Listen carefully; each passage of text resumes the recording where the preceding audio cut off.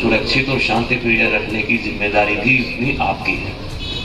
अगर कल को इस तरह की चीजें हों कि एक जुलूस, हर जुलूस के एक की जगह 4 जुलूस हो जाएं, तो आप सोचिए क्या स्थिति होगी। दूसरा, जैसा कि भाई साहब ने हजारिया जी ने बताया था कि जो डीजे वाला जो सिस्टम है, डीजे को लेके एक मीटिंग हम लोग डीजे वालों की भी करेंगे। लेकिन मैं समझता हूँ कि जब आप जैसे आप जुलूस के आयोजक हैं, आयोजक अगर डीजे वाले को स्पष्ट रूप से कह दे भाई देखिए तेरा वॉल्यूम हमने सेट कर दिया, अब तू वॉल्यूम को टच नहीं करेगा, ये हमने तेरा वॉल्यूम सेट कर दिया, बात खत्म होगी।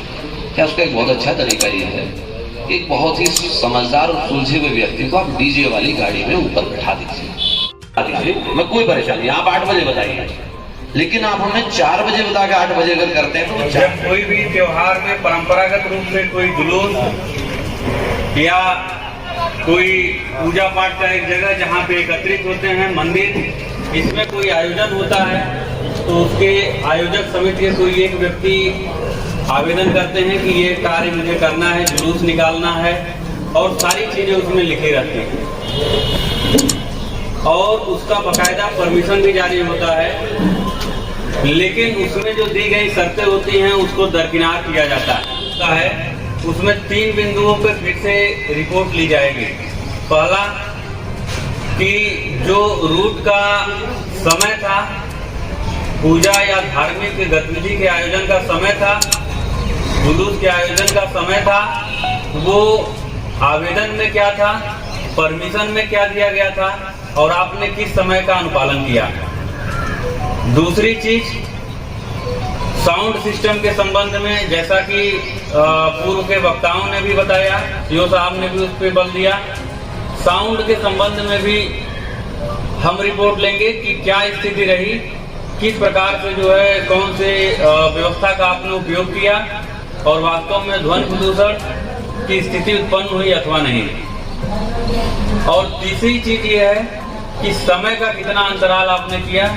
इन तीनों चीज को लेते हुए रिकॉर्ड में दर्ज करेंगे कि आगामी आने वाले महीनों में आगामी त्योहार का उस संस्था या समिति या आयोजक मंडल को अनुमति दिया जाए अथवा नहीं।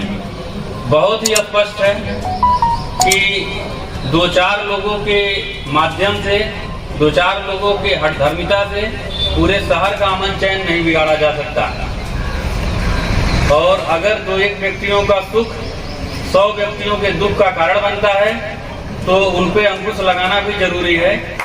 इसलिए बहुत ही स्पष्ट संदेश है कि यदि आपके आवेदन में आपके स्वयं के द्वारा कही हुई लिखित बात से आप नहीं लागू कर पाते हैं तो आगे आपको इस प्रकार के किसी जुलूस या किसी भी प्रकार के धार्मिक आयोजन कराने का अधिकार नहीं होगा। 4-10 लोगों की हठधर्मिता से उत्पन्न होने वाला सुख ज्यादा लोग के लिए कष्टकारी होता है, तो ऐसे सुख को कठोरता से प्रतिबंधित किया जाएगा। और हो सकता है भविष्य में उसका आवेदन भी मैं रहूं या ना रहूं, लेकिन रिकॉर्ड में लिख के चला जाऊंगा कि इस संस्था, इस व्यक्ति को पुनः किसी भी प्रकार के जुलूस के आयोजन की अनुमति ना दी जाए और उसको दर्ज करा दूंगा अपने रजिस्टर में। त्योहार आप लोगों ने सकुशल संपन्न कराया, इसके लिए बहुत बहुत धन्यवाद, साधुवाद आप लोगों का। और जो 2 त्योहार आ रहे हैं हमारे, 3 बल्कि, एक श्री महावीर जयंती, श्री हनुमान जयंती और श्री परशुराम जयंती, ये तीनों जयंती हैं इसी माह में है। तो हम इनसे आप लोगों से अपेक्षा करेंगे कि ये, जैसा कि हमारे सीओ साहब और हमारे एजेंट साहब ने आप लोगों से अनुरोध किया है कि सकुशल संपन्न कराना है इनको, और हमें आपका पूर्ण सहयोग चाहिए, समर्थन चाहिए, तभी मैं सकुशल संपन्न करा पाऊंगा।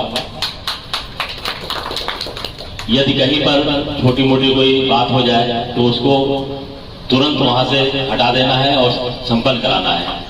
जैसा कि अभी हमारे श्रीमान एजेंट साहब ने बताया कि 2-4 लोग अपने उसके लिए वहां पे बाधा उत्पन्न कर देते हैं, तो ऐसा नहीं होना चाहिए। और जैसा कि हमारे सीओ साहब ने कहा कि आयोजक यहाँ आते हैं और वहाँ मिलते नहीं, वहाँ ढूंढो तो बहुत कम मिलता है कि कौन मिला भाई, कौन गया था मीटिंग में, हम तो थे ही नहीं वहाँ पे। तो ये चीज यहाँ का संदेश जाना चाहिए बच्चों में, जिनके साथ जुलूस निकलता है वो उत्साह में रहते हैं। जैसे कि श्री हनुमान जयंती निकलेगी तो बच्चे उत्साह में रहेंगे। तो बच्चों में ये चीज जानी चाहिए कि वहां पर कोई ऐसी अव्यवस्था ना करें कि जिससे किसी को परेशानी हो, पब्लिक को परेशानी हो, जनता को परेशानी हो। हम आप मिलकर के त्योहार मनाएं, यही हमारा अनुरोध है। और श्री हनुमान जयंती और श्री महावीर जयंती का आप लोगों को बहुत बहुत बधाई। इन्हीं शब्दों के साथ मैं आप लोगों को धन्यवाद देता हूँ, आभार प्रकट करता हूँ कि आप लोग थोड़ी सी सूचना पर उपस्थित हुए। धन्यवाद। यही हमारा अनुरोध है। और श्री हनुमान जयंती और श्री महावीर जयंती का आप लोगों को बहुत बहुत बधाई। इन्हीं शब्दों के साथ मैं आप लोगों को धन्यवाद देता हूँ, आभार प्रकट करता हूँ कि आप लोग थोड़ी सी सूचना पर उपस्थित हुए। जिस तरह से महावीर जयंती को लेकर तालबेहट कोतवाली पीस कमेटी की बैठक का आयोजन किया गया और इस दौरान हमने जैन समुदाय के लोगों से बात की कि आपके जुलूस में क्या गाइडलाइन रहेगी और क्या क्या तैयारियां हैं। इन तैयारियों को लेकर जैन समुदाय के लोगों से हमने बात की। आइए सुनते हैं उन्होंने क्या कहा। जैसा कि प्रतिवर्ष की भांति इस वर्ष भी 24वें तीर्थंकर वर्तमान शासन नायक विश्व वंदनीय श्री महावीर भगवान का जन्म जयंती महोत्सव बहुत ही धूमधाम के साथ मनाने का हम सभी ने प्रयास कर रहे हैं। 12 बजे हम लोग जो है बाजार में, बड़ा बाजार चौराहे पर भगवान महावीर के जन्मोत्सव के उस उपलक्ष्य में मिष्ठान वितरण करेंगे।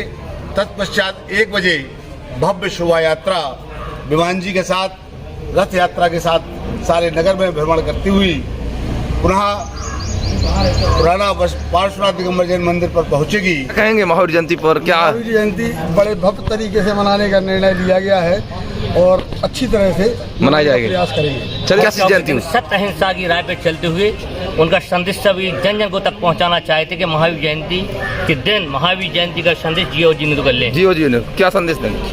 अच्छे से मनाया जाए। सब हम जगह जगह पुष्प वर्षा होगी। हाँ। क्या है सह संपदा हजारिया टाइम्स अजय जैन जी। पिछली बार की अपेक्षा इस साल महावीर जयंती और अच्छे तरीके से मनाना है, इसका संपूर्ण हम लोग संकल्प ले चुके हैं और भव्यता के साथ निकालेंगे। चलिए 2 शब्दों में धूमधाम से मनाएंगे।